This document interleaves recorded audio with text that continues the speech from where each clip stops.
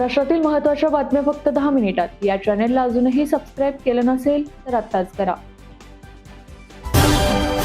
मध्य पूर्वेत भीषण युद्ध सुरू आहे. इराणकडून फक्त इस्रायल आणि अमेरिकेच्या तळांवर नाही तर आखाती देशांमध्येही मिसाईल हल्ले सुरू आहेत. Saudi Arabia, Oman, Dubai, Kuwait या ठिकाणी मागच्या काही दिवसात इराणने हल्ले केले आहेत. आखाती देशांमध्ये मोठ्या संख्येने भारतीय राहतात. यात महाराष्ट्रीयन लोकही मोठ्या प्रमाणावर आहेत. दरम्यान या युद्धजन्य परिस्थितीत लोकांना मायदेशात परत आणण्यासाठी प्रयत्न सुरू केले असल्याचे मुख्यमंत्री देवेंद्र फडणवीस यांनी सभागृहात सांगितले आहे. राज्यसभेचा उमेदवार ठरवण्यासाठी महाविकास आघाडीकडून बैठकीचं आयोजन करण्यात आलं आहे. या बैठकीसाठी काँग्रेसचे प्रदेशाध्यक्ष हर्षवर्धन सपकाळ उपस्थित राहिले आहेत. या बैठकीत उमेदवार निश्चित केला जाणार असल्याची माहिती आहे. नाशिक तपोवन वृक्षतोड प्रकरणी आज मुंबई उच्च न्यायालयात सुनावणी पार पडणार आहे. या सुनावणीत काय निर्णय होणार याकडे सर्व वृक्षप्रेमींची नजर लागली आहे. आयतुल्ला अली खामनेई यांच्या निधनानंतर त्यांचा 56 वर्षीय मुलगा मोजतबा खामनेई यांची इराणचे नवे सर्वोच्च नेते म्हणून निवड करण्यात आली आहे. असेंब्ली ऑफ एक्सपर्ट्सने हा निर्णय घेतलाय. आयतुल्ला अली खामनेई यांच्या मृत्यूनंतर त्यांचा मुलगा इराणचा सर्वोच्च नेता बनल्याने इराणमध्ये देखील घराणेशाही असल्याची चर्चा आहे. राज्यसभा निवडणुकीची घोषणा झाल्यापासून केंद्रीय राज्यमंत्री रामदास आठवले यांची उमेदवारी फिक्स मानली जात होती. मात्र मागील काही तासात घडलेल्या घडामोडींमुळे भाजप आठवलेंना धक्का देणार का अशी चर्चा सुरू झाली होती. मात्र भाजपने या चर्चांना पूर्णविराम देत आठवलेंना उमेदवारी जाहीर केली आहे. अशातच आता त्यांच्याकडे केंद्रीय राज्यमंत्री पदही कायम राहणार आहे. अमेरिका आणि इस्रायलकडून इराणवर अनेक ठिकाणी हल्ले केले जात आहेत, तर इराणनेही अमेरिकेच्या आखाती देशांमधील लष्करी तळांवर हल्ले केले आहेत. या काळात आता पंतप्रधान नरेंद्र मोदी यांनी गेल्या 24 तासांमध्ये ओमानचे सुलतान आणि कुवेतचे क्राऊन प्रिन्स यांच्यासह 8 देशांच्या प्रमुखांशी संवाद साधला आहे. यात मोदींनी शांतता राखण्याचे, संवादातून तोडगा काढण्याचे आणि भारतीयांच्या सुरक्षिततेबाबत चर्चा केली आहे. राज्यसभा निवडणुकीसाठी भाजपकडून उमेदवारांची यादी जाहीर करण्यात आली आहे. भाजपकडून 4 उमेदवारांची यादी जाहीर करण्यात आली आहे. रामदास आठवले, विनोद तावडे, माया युवनाते आणि रामराव वडकुते यांना भाजपने राज्यसभेसाठी संधी दिली आहे.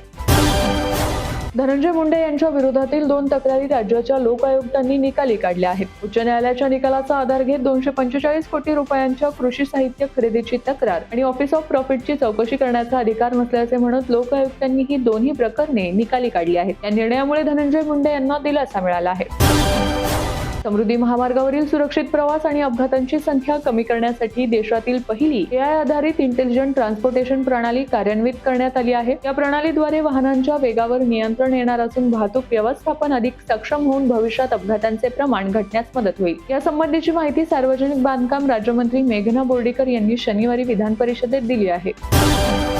इराणमधील तेहरान येथे वाढत्या सुरक्षा धोक्याच्या पार्श्वभूमीवर भारतीय दूतावासाने तातडीने पावले उचलली आहेत. अनेक भारतीय विद्यार्थ्यांना शहराबाहेरील सुरक्षित ठिकाणी स्थलांतरित केले आहे. परिसरातील जलद बदलणाऱ्या परिस्थितीमुळे विद्यार्थ्यांच्या सुरक्षेला प्राधान्य देत दूतावासाने वाहतूक, अन्न आणि निवासाची संपूर्ण व्यवस्था केली आहे.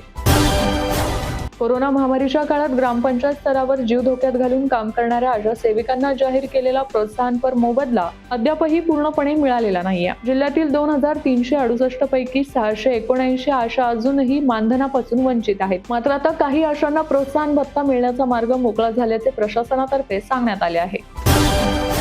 मनसे प्रमुख राज ठाकरे आणि शिवसेना ठाकरे गटाचे प्रमुख उद्धव ठाकरे यांच्यात पुन्हा एकदा वितुष्ट निर्माण झाल्याची माहिती समोर आली आहे. राज्यातील महानगरपालिकेच्या निवडणुकीनंतर राज ठाकरे यांनी उपमुख्यमंत्री एकनाथ शिंदे यांची ठाण्यात जाऊन भेट घेतली होती. या भेटीवरून राज ठाकरेंसोबत उद्धव ठाकरेंनी अबोला धरल्याचं बोललं जात आहे. दिवंगत अजित पवार यांचे पुत्र पार्थ पवार हे गुरुवारी राज्यसभेसाठी उमेदवारी अर्ज दाखल करणार आहेत. या महत्त्वाच्या प्रसंगी त्यांच्यासोबत त्यांच्या मातोश्री आणि राज्याच्या उपमुख्यमंत्री तसेच राष्ट्रवादी काँग्रेसच्या नेत्या सुनेत्रा पवार या देखील उपस्थित राहणार आहेत. पार्थ पवार यांच्या या उमेदवारीमुळे राजकीय वर्तुळात आता चर्चांना उधाण आले आहे. शहरात गेल्या 24 तासांपासून पेट्रोल आणि डिझेलचा तुटवडा निर्माण होणार असल्याची अफवा उठल्याने वाहनधारकांमध्ये प्रचंड भीती पसरली आहे. यामुळे शहरातील बहुतांश पेट्रोल पंपांवर रात्रीपासूनच वाहनांच्या अवाढव्य रांगा लागल्या असून अनेक ठिकाणी वाहतुकीची कोंडी पाहायला मिळत आहे. मात्र ही केवळ अफवा असून घाबरून जाण्याचे कोणतेही कारण नसल्याचं स्पष्ट करण्यात आलं आहे.